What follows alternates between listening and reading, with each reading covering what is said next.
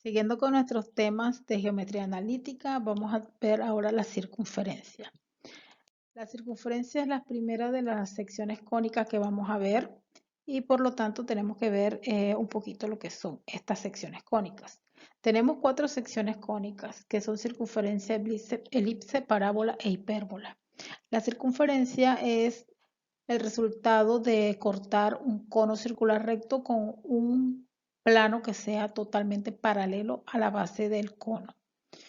Y la figura que se está formando allí es lo que nosotros conocemos como la circunferencia. La elipse es cuando tenemos el plano un poquito inclinado, no está totalmente paralelo, es inclinado. Es más, la circunferencia es un caso específico o especial de elipse. La parábola es cuando se corta de forma un poquito casi vertical el cono con el plano y se está formando una figura en forma de copa. Esa es la parábola. Y si tenemos dos conos circular rectos unidos por el vértice y los cortamos con un plano, vemos que se va a formar una figura en el cono superior y en el cono inferior. A este lugar geométrico, a esta forma, se le conoce como hipérbola. Ahora para empezar vamos a ver los elementos de la circunferencia. La circunferencia tiene varios elementos, pero a nosotros nos interesan dos en particular, que son el centro. El centro de la circunferencia es un punto de coordenada X y Y que van a recibir un nombre específico y tiene una característica que él está a la misma distancia de todos los puntos de la circunferencia. Y por eso decimos que es equidistante a todos los puntos.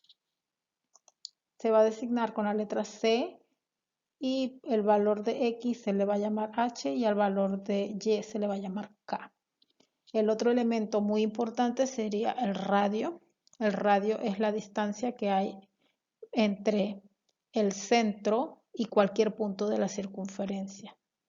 Ese radio, como es un segmento que va de un punto a otro punto, nosotros lo podemos calcular con una formulita que ya vimos en recta, que es la distancia entre dos puntos. Y como vamos a calcular una distancia entre dos puntos que tiene un nombre específico, pues ahora ya no usaríamos la letra D, sino que usaríamos la letra R cuando vamos a hacer ese cálculo. Los otros elementos que tenemos son cuerda. La cuerda es un segmento que va de un punto a otro punto de la circunferencia. Tenemos el diámetro, que es muy importante. En realidad el diámetro es una cuerda, pero una cuerda que pasa por el centro. Va de un punto a otro punto de la circunferencia pasando por el centro. Esa es su característica. Al pasar por el centro, recuerden que del centro a el punto es R y del centro al otro punto es R también. Quiere decir que el diámetro es 2 veces R o 2 veces el radio. Esto nos va a servir bastante para cuando vamos a hacer algunos ejemplos. Otro de los elementos es el arco. El arco es un segmento, una porción de la circunferencia delimitada por dos puntos. En esta imagen quizás se vea mejor porque tiene otros colores que contrastan más. El morado es un arco, el rojo es otro arco. También tenemos posiciones relativas entre recta y circunferencia y es aquí que vamos a ver cómo se relaciona lo que ya es los conceptos previos que ya tenemos de recta ahora en la circunferencia. Tenemos la recta secante. Decimos que una recta es secante a una circunferencia cuando esa recta corta a dos puntos de la circunferencia. Buena imagen. Y también tenemos la recta tangente. Y decimos que una recta es tangente a una circunferencia cuando solamente la corta en un solo punto. Aquí es importante notar que esta recta tangente es perpendicular al radio que se marque desde el centro hasta ese punto de tangencia, que es el único punto que comparten la recta y la circunferencia. ¿Sí? Si es perpendicular, pues eso nos va a servir para hacer algunos cálculos. Y decimos que una recta y una circunferencia son disjuntas cuando no se cortan. Para la ecuación de la circunferencia vamos a tener dos formas. Tenemos la forma ordinaria, que va a estar en esta forma. Esta forma ordinaria también se le llama canónica.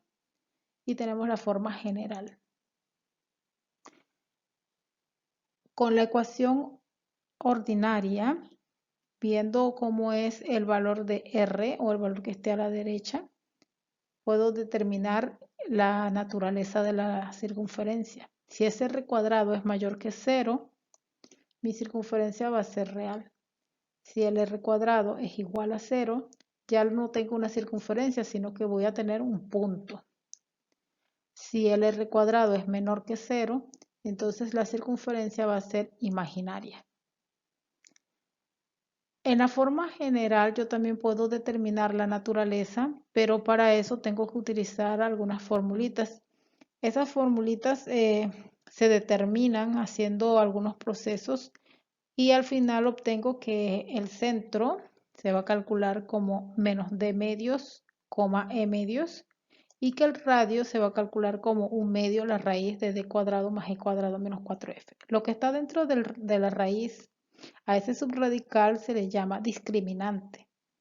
Ese discriminante es lo que me va a servir para poder establecer cuál es la naturaleza de la raíz a partir de una ecuación en forma general. Si este discriminante es mayor que 0, voy a obtener que la circunferencia es real. Si el discriminante es igual a 0, la circunferencia ya no será circunferencia, sino que será un punto. Y si es menor que 0, entonces la circunferencia será imaginaria. No es la única manera que yo tengo de hacerlo, porque también puedo llevar la forma general a la forma ordinaria, haciendo el método de completar los trinomios. Y es bueno que lo hagamos porque de esta manera pues analizamos más lo que nos están dando y no dependemos tanto de fórmulas. Veamos este ejemplo. En esta ecuación que está en la forma ordinaria, vemos que el lado derecho, que es el que corresponde al r cuadrado, es 18. Como 18 es un número que es mayor que 0, entonces esta circunferencia es una circunferencia real. En este caso de acá, cuando tenemos una ecuación en la forma general, como ya mencioné, tengo la opción de hacer el cálculo con la formulita de R, 1 medio raíz de d cuadrado más e cuadrado menos 4f, o tengo la opción de llevar esta ecuación a la forma ordinaria y ya comparar entonces el radio. Si quiero utilizar la fórmula, es importante que primero yo identifique quién es mi valor de D, quién es el valor de E y quién es el valor de F. Y también es importante que observemos que la ecuación general me la están dando x cuadrado, no me están dando ningún coeficiente aquí adelante. Por lo tanto, cuando ustedes tengan una ecuación general que tenga un coeficiente diferente de 1, deben hacer la división de todos los términos entre ese coeficiente para poder entonces calcular los valores de E y F.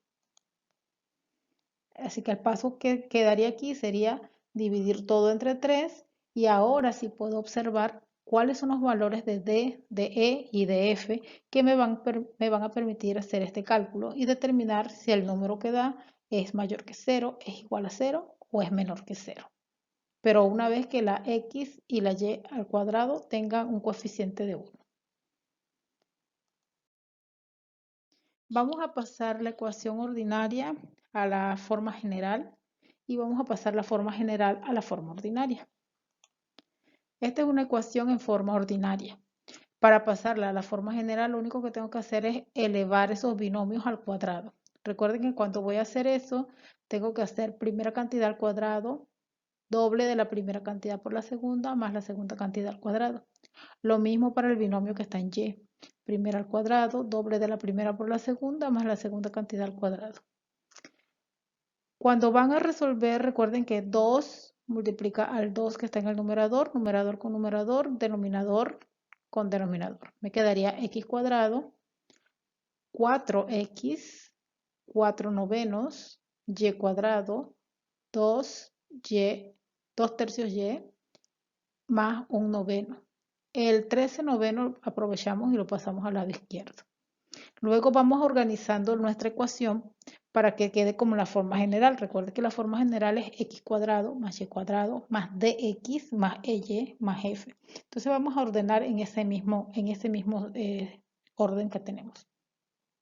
Primero la x cuadrado, después la y cuadrado, el término en x, el término en y los términos independientes, o sea los números, los vamos a dejar los tres juntitos y vamos a reducir. Aquí al final me va a quedar que x cuadrado más y cuadrado menos 4 tercios x más 2 tercios y menos 8 novenos, perdón, que fue la reducción de 4 novenos más 1 noveno menos 13 novenos. Aquí ya tengo mi ecuación en la forma general. Pero si yo no quiero que mi ecuación tenga estas partes acá abajo con denominadores, o sea, no quiero que tenga fracciones, lo que hago es buscar el mínimo común múltiplo y multiplico todos los términos de la ecuación por el mínimo. En este caso tengo dos tipos de denominadores o dos denominadores diferentes, que son el 3 y el 9. Entonces el mínimo de ellos dos es 9 y multiplico todo por 9. 9x cuadrado, 9y cuadrado, 9 entre 4 tercios me va a quedar a 3, 3 por 4, 12. Igual acá, 9 entre 3 me queda 3 por 2, 6. Y 9 entre 9, 1 por 8 menos 8. De esta manera tengo una ecuación donde todos mis coeficientes son enteros y no tengo coeficientes fraccionarios. Ahora vamos a pasar una ecuación que esté en la forma general a la forma ordinaria. O sea, vamos a tomar una de este tipo, del tipo como está en la verde, y vamos a hacer el procedimiento como inverso. En este caso vamos a utilizar la ecuación 2x cuadrado más 2y cuadrado menos 6x más 10y más 7 igual 0. No puedo empezar a completar el trinomio mientras yo tenga estos coeficientes aquí. Aquí debo tener coeficiente 1. Y si no tengo 1, pues tengo que hacer el procedimiento previo antes de poder completar el trinomio. ¿Cuál es el procedimiento previo? Dividir toda la ecuación por el número que usted tenga allí. Siempre el coeficiente de x cuadrado debe ser igual al coeficiente de y cuadrado. En este caso vamos a dividir toda la ecuación entre 2. Ahí podemos simplificar. Y bueno, en este término donde no pudimos simplificar se va a quedar en fracción. Vamos a organizar y agrupar los términos que tengan x por un lado, los que tengan y por el otro, y el numerito o término independiente lo vamos a pasar al lado derecho. En rosado hemos puesto, es como la fórmula que se va a utilizar para hacer el trinomio, completar el trinomio. Vamos a agregar, o sea que siempre vamos a usar un más. Vamos a dividir entre 2 y vamos a elevar al cuadrado. Eso es fijo, nunca va a cambiar. ¿Qué es lo que sí va a cambiar? Va a cambiar el numerito que va aquí arriba. ¿Por qué va a cambiar? Porque, bueno, ese sí depende de la ecuación que me den.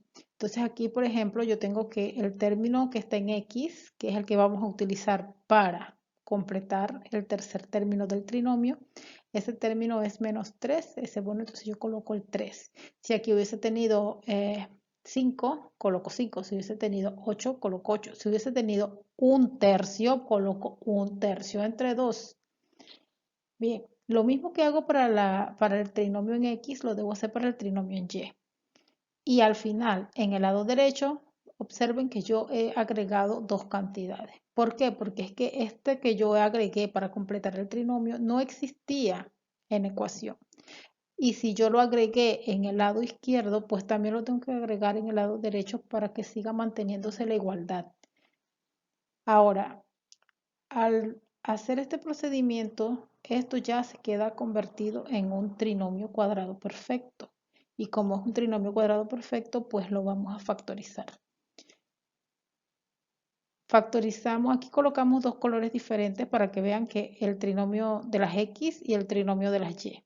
La factorización del trinomio cuadrado perfecto es extraer la raíz del primero y del tercer término y colocar entre ellos el signo del segundo. Así que sería x menos, y la raíz de 9 cuartos es 3 medios. Lo mismo hacemos para el trinomio que está en naranja. La raíz de y cuadrado es y, signo del segundo que es más, y la raíz de 25 sobre 4 que es 5 medios. Del lado derecho reducimos estos términos sumando menos 7 medios más 9 cuartos más 25 cuartos. Todo esto me dio 5. Quiere decir que aquí ya tengo mi ecuación en forma normal, en forma ordinaria, perdón. La forma ordinaria a mí me permite determinar cuál es el centro y cuál es el radio, solamente con verlo. Aquí yo, por ejemplo, puedo ver que el centro es 3 medios, menos 5 medios y que el radio es raíz de 5.